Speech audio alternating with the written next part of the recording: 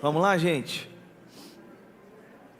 Eu comecei a ler um livro muito famoso de um autor chamado Brennan Manning. E ele é muito famoso porque ele tem duas obras bem discutidas ao longo aí dos anos. Um é o Evangelho Maltrapilho e o outro livro que é o Impostor que Vive em Mim. E aí eu comecei a folhear as páginas desse livro e ele me deu muitos insights. E o autor, o Brennan Manning, ele conta a história de um conto de um menino chamado Rufo. É um menino pobre que vive no interior dos Estados Unidos. E certo dia esse menino Rufo, ele vê um peru selvagem e ele começa agora a observar esse peru e ele falou assim: eu preciso pegar esse peru. E ele é tomado agora por uma mistura de ambição, orgulho e imaginação. Então esse garoto Rufo, ele decide capturar esse peru. Na mente dele, aquele peru é mais do que uma caça. O peru se torna uma glória pessoal, um reconhecimento diante de todos os seus amigos e uma honra diante da sua família. Isso se torna para ele até mesmo uma espécie de redenção da sua condição humilde. Então Rufo agora ele vai correr atrás daquele peru com todas as suas forças. E é uma perseguição longa, cansativa, ele se machuca, ele tropeça, acontece tantas coisas, enfim, ele vai capturar aquele peru. Para alguns instantes, quando ele captura aquele peru, ele tem um êxtase religioso, ele se sente escolhido, ele se sente vitorioso, ele se sente orgulhoso, ele se sente agora alguém.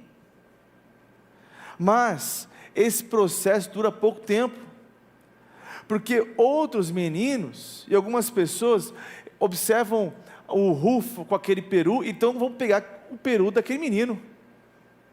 E sabe o que vai acontecer agora? Ele fica triste, ele se sente sozinho, confuso, humilhado, vazio. E ele falou assim: meu Deus, se eu fiz tudo certo, por que eu ainda estou vazio? Então o autor chamado Brennan Manning, ele vai dizer uma coisa interessante, que o peru simboliza um impostor interior do ser humano. É aquilo que acreditamos que se a gente conquistar alguma coisa, finalmente seremos aceitos, ou nos tornaremos alguém.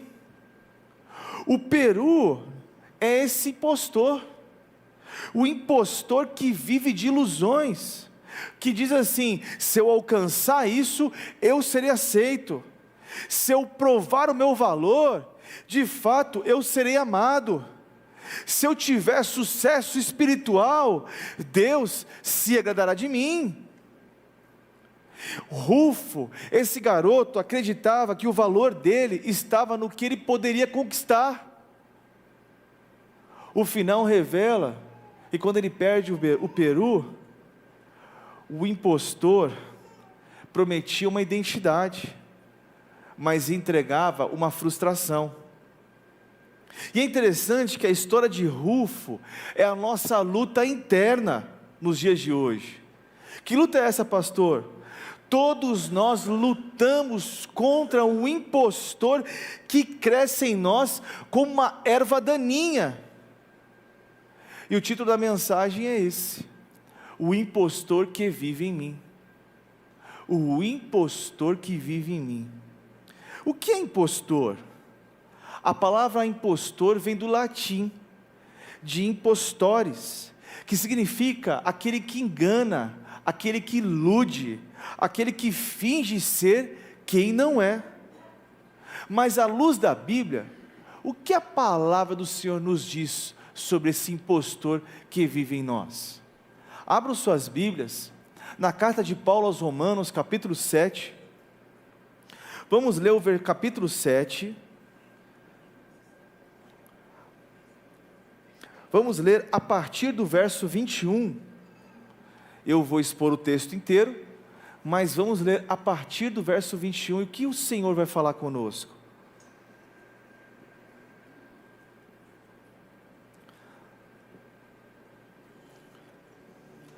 O texto diz assim: assim encontro esta lei que atua em mim. Quando quero fazer o bem, o mal está junto a mim, no íntimo do meu ser. Tenho prazer na lei de Deus, mas vejo outra lei atuando nos meus membros do meu corpo, guerreando contra a lei da minha mente, tornando-me prisioneiro da lei do pecado, que atua em meus membros. Miserável homem que sou!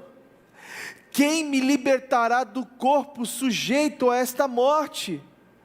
Graças a Deus por Jesus Cristo, nosso Senhor, de modo que, com a mente, eu próprio sou escravo da lei de Deus, mas com a carne, da lei do pecado.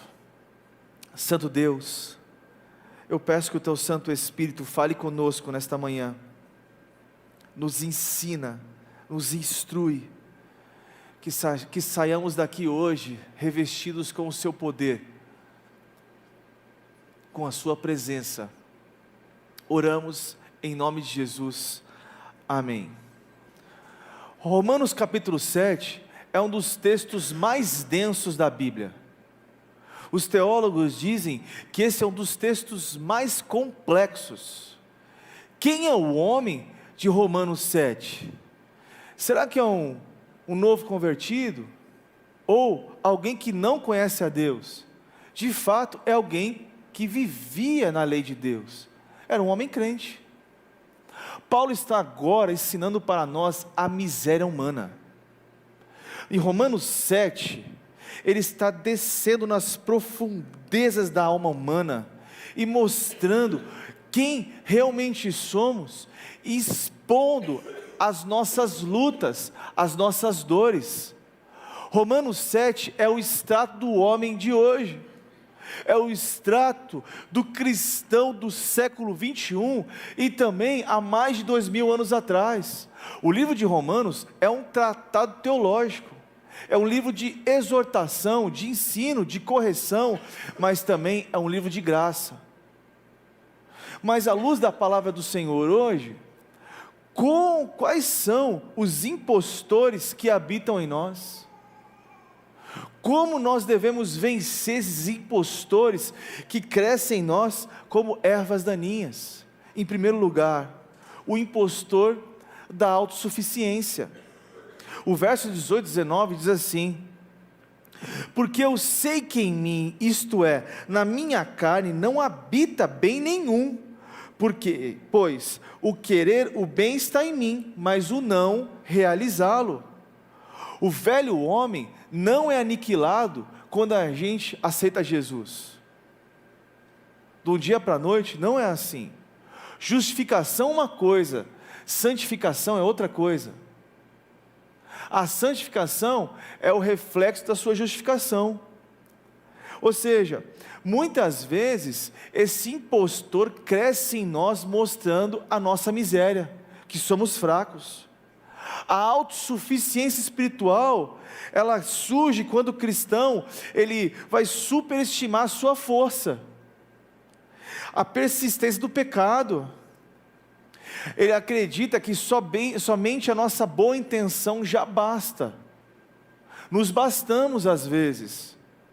Só que Paulo vai desmontar essa ilusão, ele vai ensinar para nós que querer não é poder, desejar não é vencer, disciplina não é libertação, a libertação não é disciplina, a libertação é o poder do Espírito Santo habitando em nós. Irmão, você pode acordar, irmão, você pode treinar, você pode correr uma maratona, você pode fazer um monte de coisa, você pode dormir no horário, mesmo assim você não é liberto. porque a libertação do seu homem interior só vem pela conversão do Espírito Santo de Deus. A luta é vista como um fracasso aqui. A resposta é tentar mais força, e não graça. Então, quando nós nos sentimos suficientes, é isso que acontece em nós, o impostor cresce em nós. Vou dar um exemplo para vocês. Essa semana a gente foi na casa de um amigo, foi na casa do irmão aqui da igreja, e o irmão da igreja, interessante, que é uma casa assim, bem radical, a casa do Juliano, a gente estava lá, aí a gente estava lá comendo, batendo um papo, daqui a pouco, gente, eu vejo uma ovelha, e é super natural ter uma ovelha em casa, né, gente? Sim ou não? Você tem ovelha na sua casa? É normal ter ovelha, todo mundo tem ovelha em casa, eu não sei porque a gente não tem uma, cara. Aí daqui a pouco eu vejo uma ovelha na casa do irmão, e ela estava amarrada, eu não sei se era uma árvore, um tronco, uma pilastra, estava lá, normal ter ovelha, sim ou não, gente? Normal. A ovelha é uma ovelha, que bonitinha, mas a ovelha morde, por isso que depois eu vou explicar isso.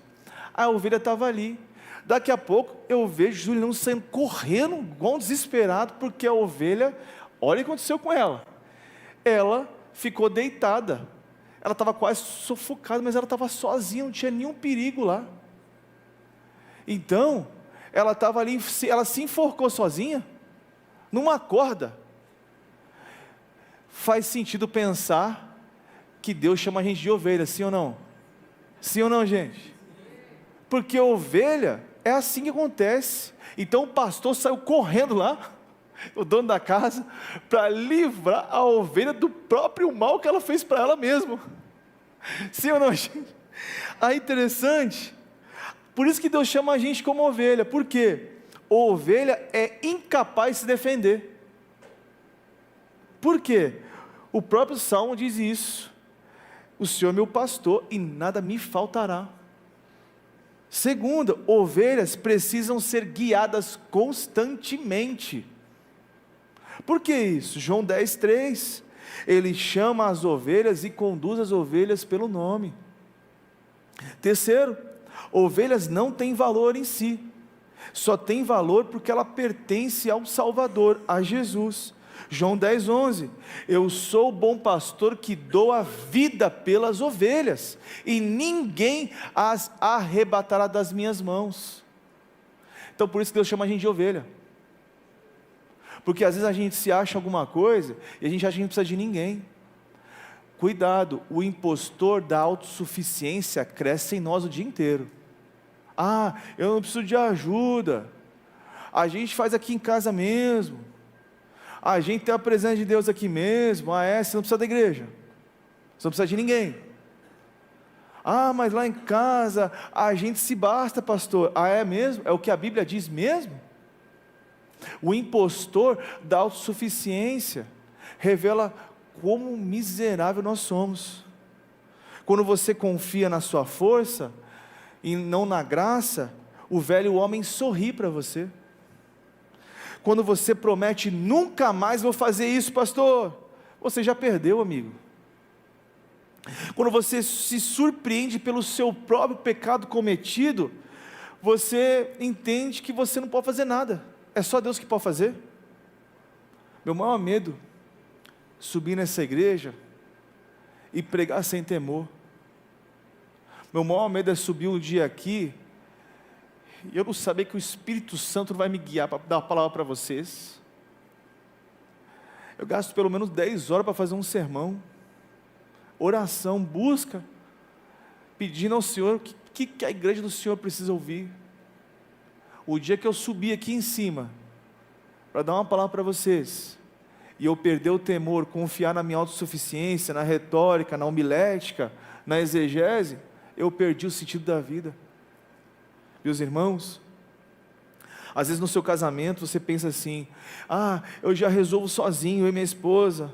Você não conversa, você não se expõe. Então, e você não admite a fraqueza, o outro lado se cala, a intimidade morre.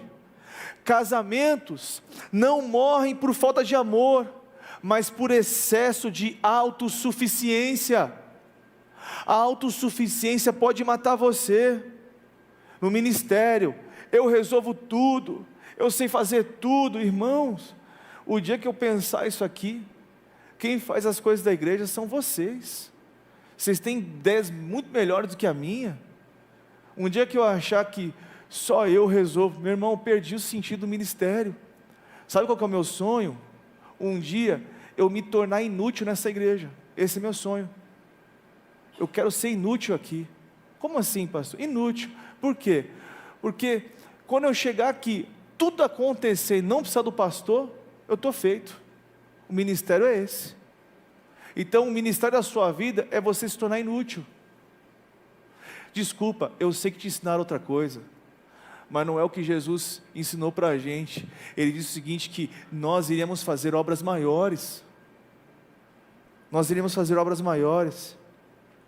O casal mal vem à igreja, um domingo sim, o outro não. Ele diz assim, não, eu quero descansar. Cuidado, seu filho está vendo a sua inconstância, sua filha está vendo a inconstância.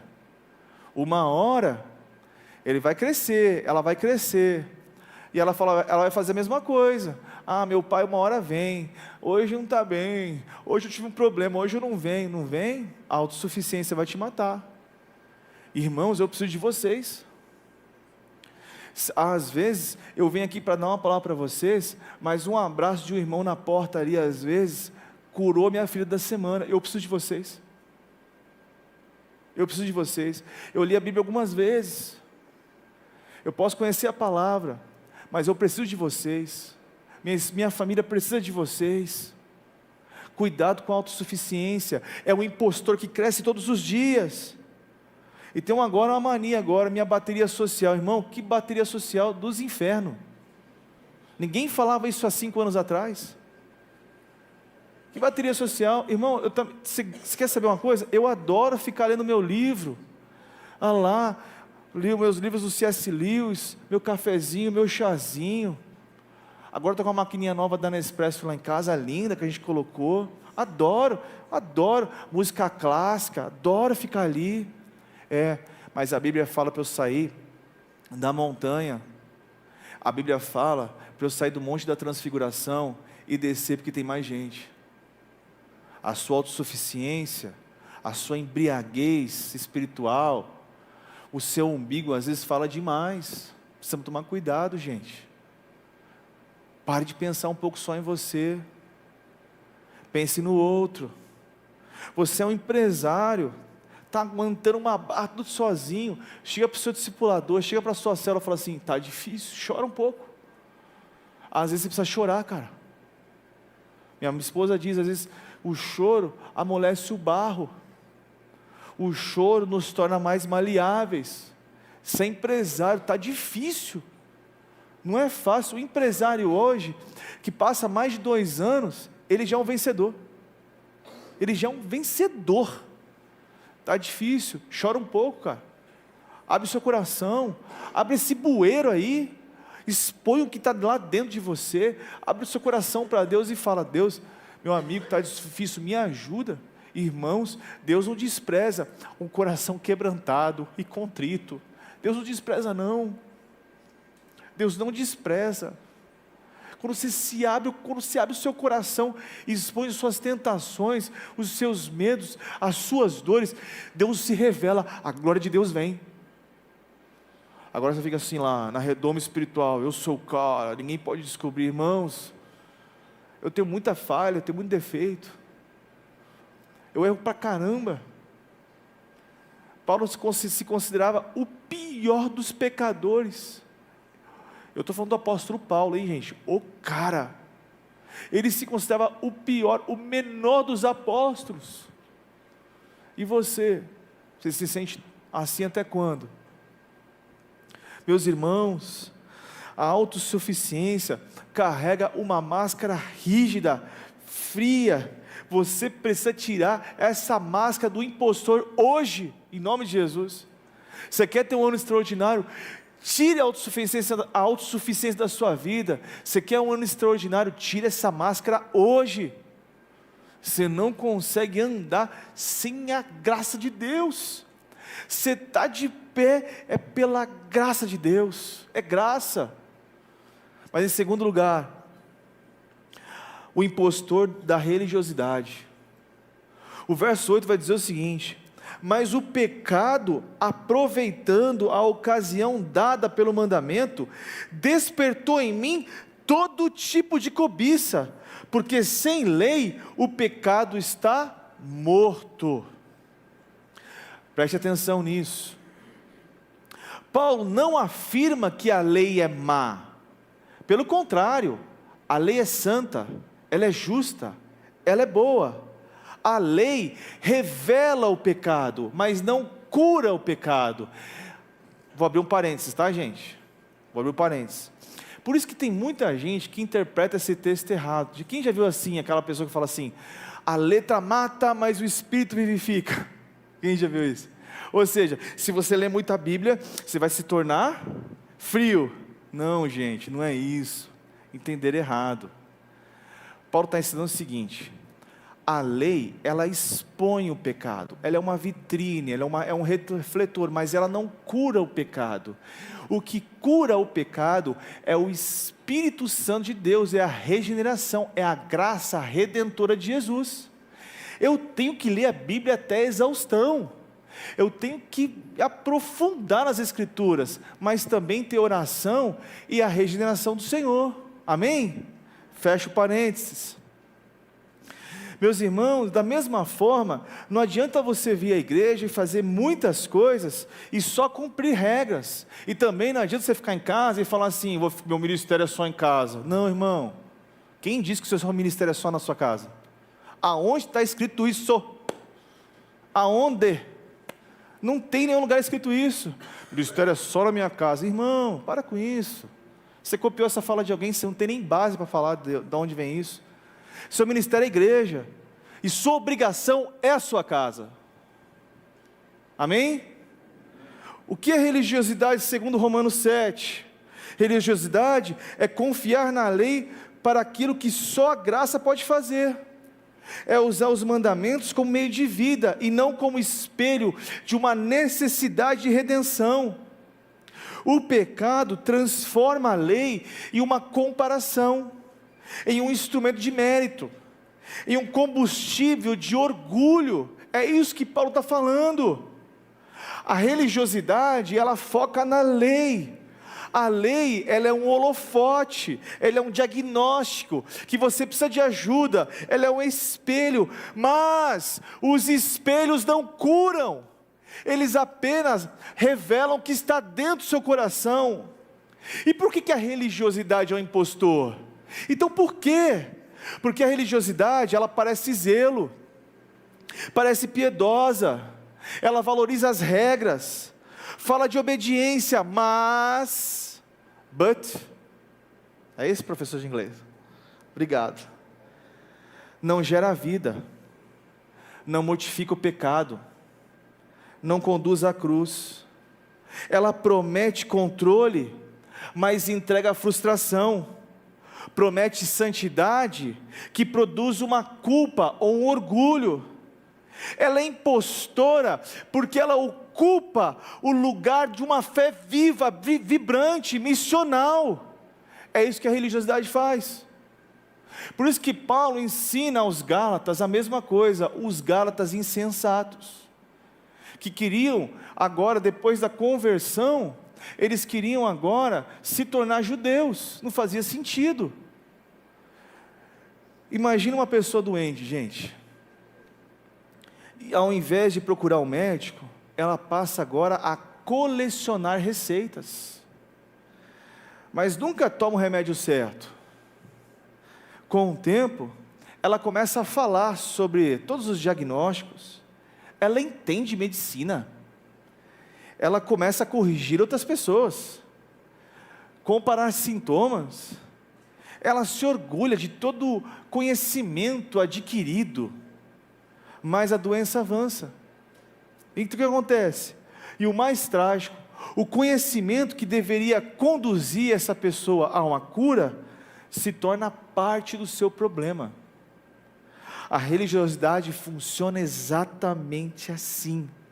A lei é a receita, ela é santa, ela é boa, ela é justa, mas ela não é o remédio.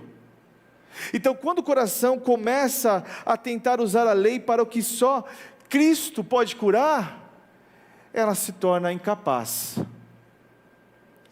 A doença não diminui, ela se torna mais ativa, ela se torna mais consciente. Meus irmãos, a lei, ela só revela a doença, mas só Cristo pode curar o coração turbado. Cristo é o remédio para o coração vazio. Cristo é o remédio para os anseios da sua alma. Somente Cristo pode curar o que nenhum homem pode curar. Pastor, a grande pergunta: como eu descubro que eu estou com o impostor da religiosidade no meu coração? Simples. Quando a igreja se torna um ambiente para você vir e ir embora. Quando a igreja se torna um ambiente só para você cumprir uma agenda e se livrar da culpa, para você não deixar de vir. Quando você olha uma pessoa que se converte, você não se alegra. Quando tem um batismo e você não se alegra com uma vida que se rendeu aos pés do Salvador. Quando a sua vida missional se torna apagada, você é religioso, você gosta das coisas de Deus e não de Deus. Quer mais um exemplo? O irmão do filho pródigo. Falei hoje na Atitude Vision. Ele estava na casa do pai, fazia tudo, ele não foi embora. O irmão mais novo foi embora. O irmão mais novo, ele pega todos os seus bens, e naquele tempo no Oriente, se você pedisse ao pai assim, falasse assim: pai, me dá as suas coisas, era como se pedisse a morte, porque no Oriente o fator honra é muito importante. Por isso que quando os samurais, eles perdiam a guerra, eles se matavam. Sim ou não? Presta atenção. Aí, olha que interessante, o filho, ele pede para ir embora, ele vai embora, e aí ele se arrepende, porque ele passa pelos seus desertos, ele começa a mendigar a comida dos porcos, e aí ele, com o coração contrito, ele fala assim: eu vou voltar para casa, de repente o meu pai, ele pode me ajudar, pelo menos eu ser empregado, e ele volta, e o pai estava a esperar por ele, com o anel, com a sandália, com roupas novas. Ele abraça e o pai assa a melhor picanha, ele assa o bife badida, aquele melhor, ele vai assar a melhor carne. Aí o filho mais velho estava na casa do pai, ele não foi embora, ele era da igreja, ele estava ali, nunca desobedeceu, nunca fez nada de errado, mas o coração estava longe. Quem agradou mais o pai? Quem estava dentro ou quem estava longe e voltou? Quem estava longe e voltou. Às vezes estamos na igreja como o irmão do filho pródigo. Ele nunca abandonou o campo e nunca quebrou regras visivelmente e nunca deixou de obedecer. Agora é interessante, ele diz assim: há tantos anos te sirvo, sem jamais transgredir uma ordem sua. Olha que interessante, ele como filho não fala como filho, fala como servo. Interessante, às vezes estamos na casa do pai, mas com o coração longe do pai. Cuidado com a religiosidade, porque ela mostra uma santidade que endurece o nosso coração. A religiosidade faz você se tornar mais correto, mais disciplinado, mas também menos gracioso, menos paciente, menos compassivo. Um pastor do passado disse uma coisa interessante: se a sua obediência te afastou do descanso, presta atenção nessa frase, hein, gente? Se a sua obediência te afastou do descanso, algo saiu do lugar. O impostor da religiosidade, ele não te afasta da igreja, ele não escandaliza, ele não chama atenção, mas ele rouba de você a paixão pelo Evangelho silenciosamente. Cuidado, podemos nos perder aqui também, não só lá fora. Ele mantém a pessoa ocupada, correta, mas cansada. A religiosidade faz você ficar cansado. Deus está chamando hoje para você voltar para o Evangelho puro e simples. Voltemos ao Evangelho. Mas em terceiro e último lugar, qual é o último impostor que nós precisamos derrubar e refutar? O impostor da dualidade. O verso 20 ao verso 23 vai dizer algo para a gente. Vai dizer assim: ora, se faço o que não quero, já não sou eu quem o faz, mas o pecado que habita em mim. E assim encontro esta lei que atua em mim. Quando eu quero fazer o bem, o mal está junto a mim. No íntimo do meu ser, eu tenho prazer na lei de Deus, mas eu vejo outra lei atuando nos membros do meu corpo, guerreando contra a lei da minha mente, me tornando prisioneiro da lei do pecado que atua nos meus membros. É uma luta constante, o impostor da dualidade. Em cada pessoa há duas naturezas, dois impulsos. Tem a consciência da escravidão. Quando fazemos o que não queremos, deixamos de fazer o que desejamos. Então a gente vai admitir agora o agente que nós, operante, não da nossa vontade, mas o pecado que habita em nós. O crente é uma guerra civil ambulante, ou não é, gente? É uma luta, irmão. É uma luta, é uma guerra. É interminável. É até interessante pensar, porque às vezes a gente quer o fim dessa guerra, mas Cristo em nenhum momento disse isso para nós. Ele disse que, eu nem estava aqui, mas eu vou falar. Eu lembro daquela cena do The Chosen, em Mateus 10. Aquela cena eu chorei muito, cara. Jesus reúne os 12, e aí ele começa a falar: olha, vocês vão pregar o Evangelho em vários lugares. O The Chosen é um Jesus mais fofo, né? Ele é bem fofinho, aquele Jesus. Aí ele diz assim: olha, vocês vão pregar vários lugares, Samaria também, tá? Vocês não querem ir para Samaria, mas vão para Samaria, por causa do duelo do povo da época. Aí Pedro chega para ele e fala assim: Senhor, a gente vai morrer? E aí, cara, na hora aquele Jesus The Chosen, né? Ele abaixa a cabeça e diz assim: agora não, mas futuramente sim. O que ele quis dizer é o seguinte: que esse mundo jaz do maligno. Você pode gostar do mundo, você pode gostar das marcas que tem no mundo, mas nós não somos esse mundo, cara. Esse mundo em breve passará. O que vai sobrar, o que você vai deixar aqui, amigo, não é o que você conquistou, não. O que você vai deixar nesse mundo são as pessoas que Senhor para Jesus, são sua família que você discipula, que é sua obrigação, e as pessoas que Deus mandou você ganhar. Porque todas as nossas preocupações vão se embora. O que importa nessa vida é o que nós fazemos para Deus, mas muito mais o que nós somos em Deus.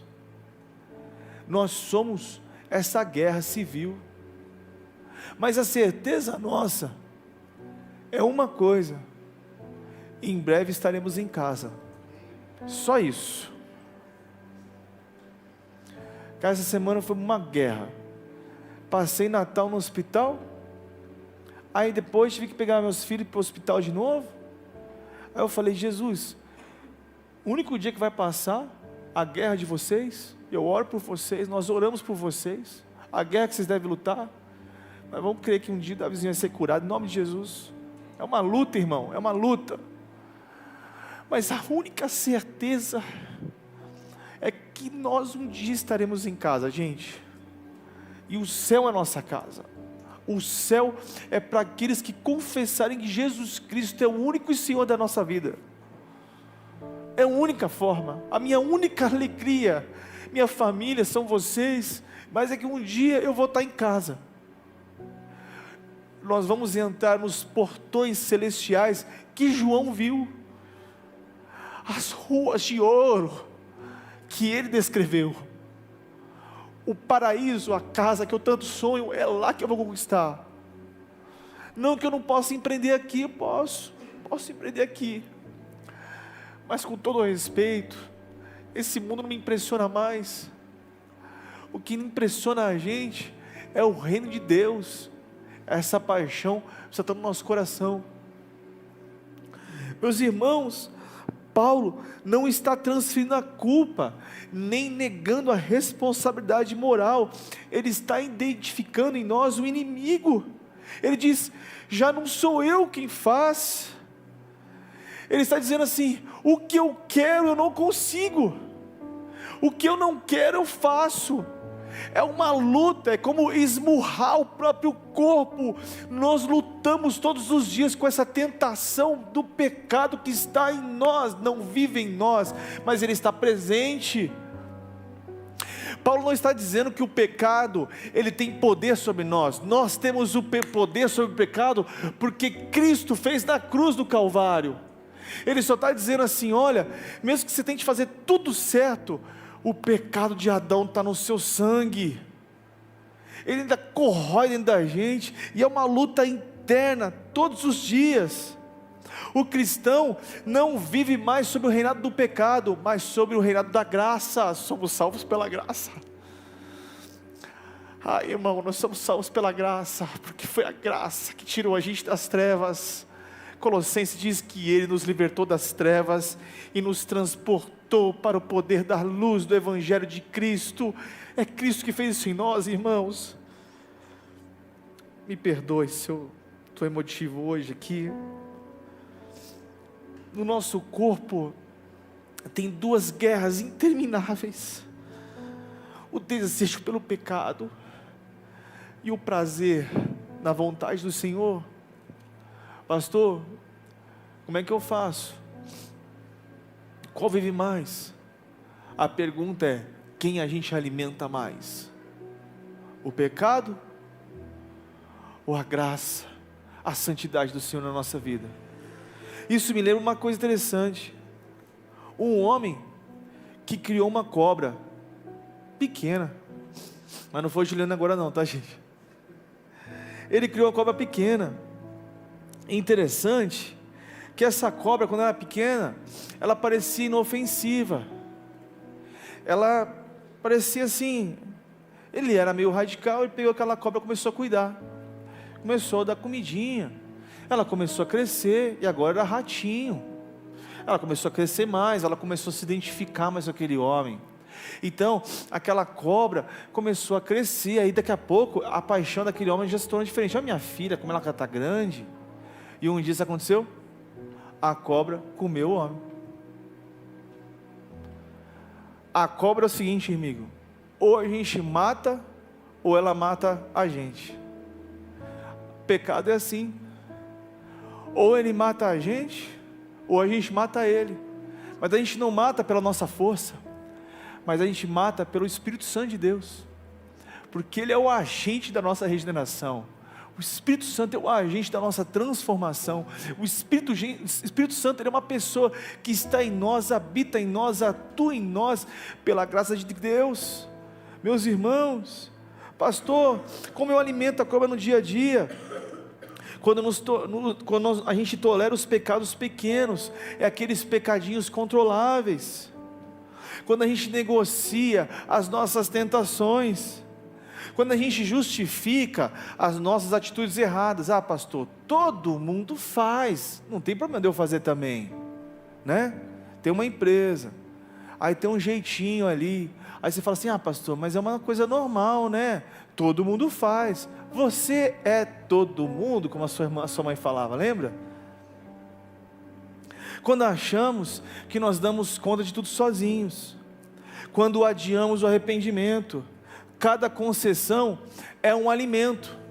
O pastor Ebi Uber me ensinou uma coisa interessante. Ele falou assim: quem confessa tentação, não confessa pecado. Ah, é, pastor? É. Quem confessa tentação, não confessa pecado. Olha, confesse seus pecados. Confesse seus pecados para o seu discipulador. Como assim? A Bíblia diz que quando nós confessamos nossos pecados, Deus dá para a gente o perdão, mas a cura é confessar um ao outro. Você não confessa para ninguém seu pecado. Tiago 5,16, lê lá, está lá, o texto está lá. Ou seja, está na hora da gente pedir a Deus e confessar a Deus a nossa cobiça, a nossa inveja, a nossa ira, a nossa maledicência, as nossas tentações e as nossas possíveis aventuras destrutivas. Confesse aquele vídeo que você assistiu, ele está destruindo sua mente. Peça perdão para sua esposa de um pecado não confessado que você fez com ela, o que ela fez com você. Confesse a cura, a transformação. Cristo nos deu a luz, irmãos. Nós precisamos tomar cuidado com o impostor dessa dualidade. Uma hora que é uma coisa boa, uma hora que é uma coisa ruim. Mas eu quero concluir a mensagem. Qual é a conclusão? No verso 24, surge um grito. Um grito. Onde está esse grito? Miserável homem que sou, quem me libertará do corpo da morte? Romanos 7, verso 24. Este grito desse homem miserável não é um desabafo de uma dor, de uma alma perdida, ou de um apelo desnorteado. É alguém que está sob a convicção de pecado, sem esperança. É uma linguagem de um homem que está quase desmaiado, onde o pecado está reinando sobre ele. O que Paulo quis usar essa expressão, o corpo desta morte? Os gregos naquele tempo acreditavam que o corpo era a expressão, do cárcere da alma. Teve um filósofo chamado Epíteto que disse o seguinte: uma pobre alma é algemada num cadáver. Ou seja, o cristianismo, ele não subscreve o pensamento grego. Nós não cremos nesse dualismo, o corpo é mau e a matéria é mau e o espírito é bom. Nós não cremos nisso. Paulo não está falando que o mal está arraigado no corpo físico. O mal que ele está dizendo aqui é o pecado. É o pecado porque todos nós pecamos. Romanos 3, 23, todo homem pecou. Todos estamos aqui neste mundo depravado, mas a redenção está na justiça de Deus. Meus irmãos, então qual é a solução para livrarmos desse impostor que assola a nossa alma? Como é que a gente se livra disso? A resposta está no capítulo 8, de verso 1. Presta atenção. Portanto, agora já não há condenação para os que estão em Cristo Jesus, porque por meio de Cristo Jesus, a lei do Espírito de vida me libertou. A lei do pecado e da morte, porque aquilo que a lei fora incapaz de fazer, por estar enfraquecida pela carne, Deus o fez, enviando o seu Filho Jesus, como a semelhança de um homem pecador. Cristo fez por nós, Ele levou os nossos pecados e colocou no madeiro. A morte não venceu Cristo. Ele tem poder sobre a morte, Ele tem poder sobre as trevas. Esse impostor sai de nós em Cristo, somente nele, irmãos. Tudo é por Ele. Paulo está dizendo agora que a solução é que não há nenhuma condenação. Somos justificados hoje e temos paz com Jesus. Lutero, no século XVI.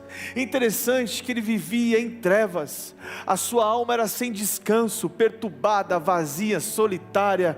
Ele lê o livro de Romanos 5, ele lê 1 verso 17, somos justificados, Deus é justificador, agora somos justificados em Cristo Jesus. Então agora o homem vive pela fé. Quando ele lê esse texto, que o justo viverá pela fé, ele tem paz no seu coração, e agora a sua alma tem descanso. Só teremos descanso na pessoa de Cristo, irmãos. Segundo, nós não vivemos agora pelo peso da escravidão.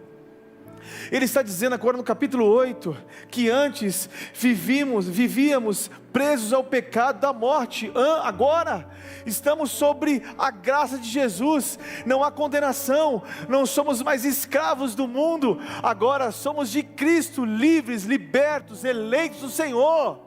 Meus irmãos, esse texto é lindo. Ele fala agora, Romanos 8,3, que Deus fez o que a lei não podia fazer. A lei é santa, mas ela não pode nos salvar. Quem salva é Cristo. Por isso que ele diz: eu sou a ressurreição e a vida. Ele é o doador da vida. E agora, o que ele faz conosco? E por último, Romanos 8, verso 4, Cristo nos resgatou, nos tirou das trevas, agora Ele nos dá um novo propósito de vida. Cristo não apenas nos livrou para retirarmos a nossa culpa, a escravidão e o inferno, Ele também deu um novo propósito, um novo caminho, uma nova luz, uma nova vida, uma nova história, um novo momento de vida, para vivermos a eternidade, mas também no tempo presente. Meus irmãos, somente Cristo tem o poder de fazer isso, porque a santidade não vem do esforço humano, mas da ação do Espírito Santo sobre as nossas vidas. E agora, temos acesso a Ele, não vivemos mais no peso da culpa, vivemos agora sobre a graça de Cristo Jesus. Você ama Jesus? Você ama Jesus? Somente Jesus pode fazer isso com a gente. Somente Jesus tirou a gente das trevas e colocou a gente na luz. Curve sua cabeça, feche seus olhos. Eu queria orar com você.